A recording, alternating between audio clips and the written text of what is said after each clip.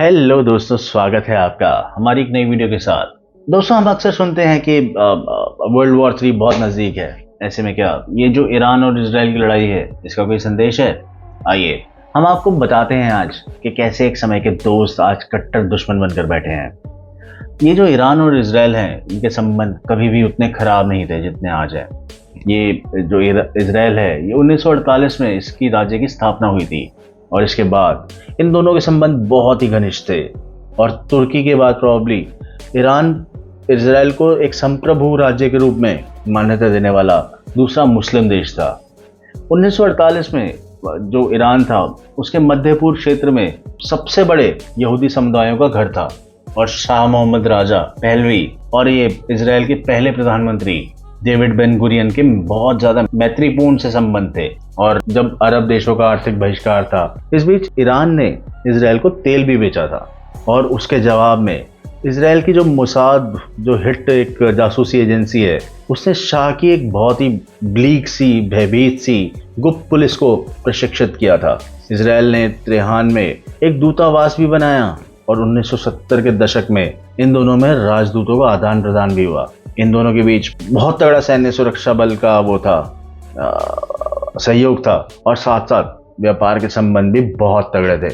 दोस्तों, ईरान और इजराइल युद्ध का इस बार का रीजन क्या है? ईरान क्या कहता है कि इजराइल पर उसने जो अप्रैल में हमले किए, इस महीने की शुरुआत में, अप्रैल महीने की शुरुआत में, वो सीरिया में जो ईरानी वाणिज्य दूतावास को निशाना बनाया गया, जिसमें उसके बहुत सारे वरिष्ठ सैन्य कमांडरों की मौत हो गई, उसके जवाब में थे। मैं बता दूं, ये शुरू कहाँ से हुआ? ईरान और इजराइल के संबंधों में जो चेंज आया वो 1951 में, जो मोहम्मद मोसाद्देक जो ईरान के प्रधानमंत्री बनने के बाद देश के तेल उद्योगों का उन्होंने राष्ट्रीयकरण कर दिया, जिस पर ब्रिटेन का एकाधिकार था। ये मोसाद्देक ने इजराइल के साथ सारे संबंध तोड़ दिए और ये भी कहा जाता है कि ब्रिटिश कॉलोनियल पावर को खत्म करने में ईरान और इजराइल का संघर्ष कोलैटरल डैमेज था एक तरह से।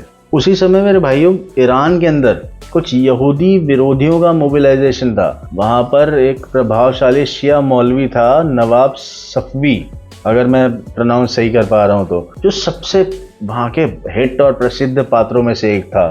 उसने जियोनिज्म और इजराइल की स्थापना के खिलाफ जोरदार प्रचार किया था।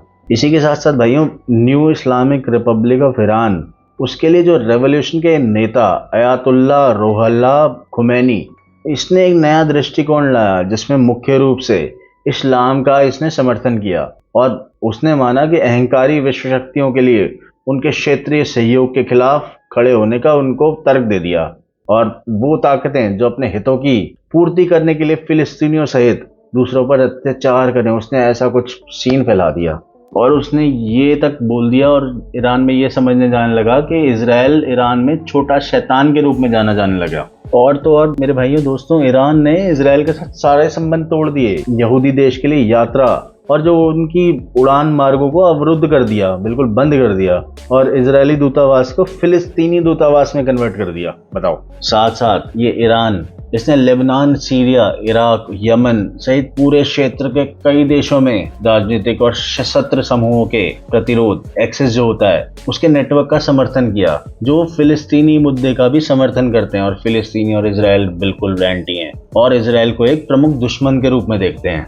साथ के साथ मैं बताता हूँ आपको ईरान क्या कहता है। वर्षों से जो ईरान कहता है कि इजराइल ने विभिन्न प्रकार के समूहों का समर्थन किया है जो ईरानी एस्टैब्लिशमेंट का हिंसक विरोध करते हैं। त्रेहान क्या कहता है कि इसमें कई समूह शामिल हैं जिन्हें आतंकवादी संगठन के रूप में नामित करता है ईरान। इसमें दोस्तों यूरोप स्थित संगठन मुजाहिदीन एक खल्क MIK, ईरान के जो दक्षिण पूर्वी सिस्तान और बलूचिस्तान प्रांत में कुछ सुन्नी संगठन और इराकी कुर्दिस्तान में एक कुर्दिश आर्मी समूह शामिल है। साथ ही साथ एक और बड़ी इंटरेस्टिंग चीज़ है, कुछ सूत्रों के अनुसार ये भी कहा जाता है कि 2000 के दशक में ईरान की जो परमाणु सुविधाओं को बड़ा नुकसान पहुंचाने वाला सक्सनेट मॉलवेयर है, इसके पीछे इजराइल और अमेरिका का हाथ था। बात यही नहीं रुकती दोस्तों। पिछले कुछ वर्षों में ईरान की जो परमाणु और सैन्य सुविधाओं पर कई तोड़-फोड़ के हमले हुए हैं, उसके लिए त्रेहान ने इजराइल को दोषी ठहराया है।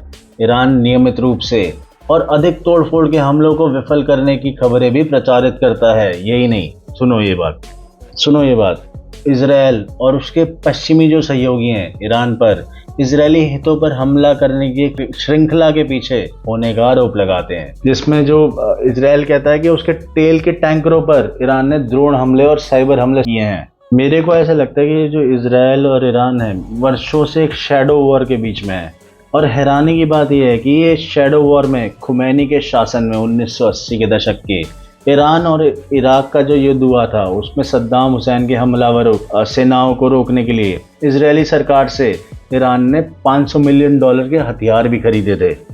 और तो और ये जो इसराइल ने 1990 के दशक तक ईरान को एक रणनीतिक खतरे के रूप में देखना नहीं शुरू किया था। नोबेल शांति के पुरस्कार विजेता जो उनके प्रधानमंत्री Yitzhak Rabin, if I am pronouncing it correct, उन्होंने एक बार ईरान को इसराइल के सबसे अच्छे दोस्तों में भी कहा था। दोस्तों कहते तो ये भी हैं कि गुप्त युद्ध के माध्यम से जो ईरान है वो इसराइल पर परमाणु वैज्ञानिकों की हत्या और इस्लामिक गणराज्य में परमाणु स्थलों में तोड़फोड़ करने का संदेह भी करता है। और दूसरी ओर ईरान पर दशकों से यहूदियों और इजरायली हितों को निशाना बनाकर कई बम विस्फोट और बंदूक हमले करने का संदेह जाता है। चीजों में नाटकीय मोड़ तब आया जब संदिग्ध इजरायली युद्ध विमानों ने सीरिया में ईरानी दूतावास पर बमबारी की, जिसमें जो मैंने पहले ही बताया, जिसमें कम से कम 12 लोग मारे गए। इसमें से 2 ईरानी जनरल और इस्लामिक रेवोल्यूशनरी गार्ड्स कॉर्प्स के कुदस फोर्स के 5 अधिकारी शामिल थे।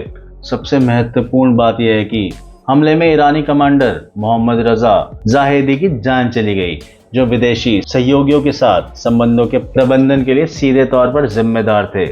दोस्तों 2020 में अमेरिकी ड्रोन हमले में कासिम सुलेमानी की मौत के बाद उनकी मौत सबसे हाई प्रोफाइल हत्या है। जो 13 अप्रैल 2024 को दोनों देशों के बीच जो दशकों से चले आ रहा गुप्त संघर्ष था उसमें वृद्धि हुई जब ईरान ने इसराइल पर लगभग 300 मिसाइलें और ड्रोन लॉन्च किए, जो दशकों के शैडो वॉर के बाद यहूदी देश पर त्रेहान का पहला सीधा हमला था। और अब दोस्तों दोनों ओर से जो रिटेलिएशन हुआ है उसने मध्य पूर्व में संभावित युद्ध छेड़ने की आशंका पैदा कर दी है, और दुनिया भर के नेताओं ने दोनों पक्षों में संयम बरतने की आग्रह किया है। इस जंग का एक पूर्ण युद्ध और अनकहे क्षेत्रीय भू राजनीतिक परिणाम होने के पूरे चांसेस हैं। दोस्तों हम आशा करते हैं कि इस युद्ध की स्थिति जल्दी ही कंट्रोल में आ जाए। ऐसी जुड़ी और भी वीडियोस लेकर हम आपके सामने जल्दी आते रहेंगे। तब तक के लिए प्रणाम दोस्तों। अगर ये मेरा वीडियो अच्छा लगा हो तो लाइक, शेयर और सब्सक्राइब करना ना भूलें। धन्यवाद।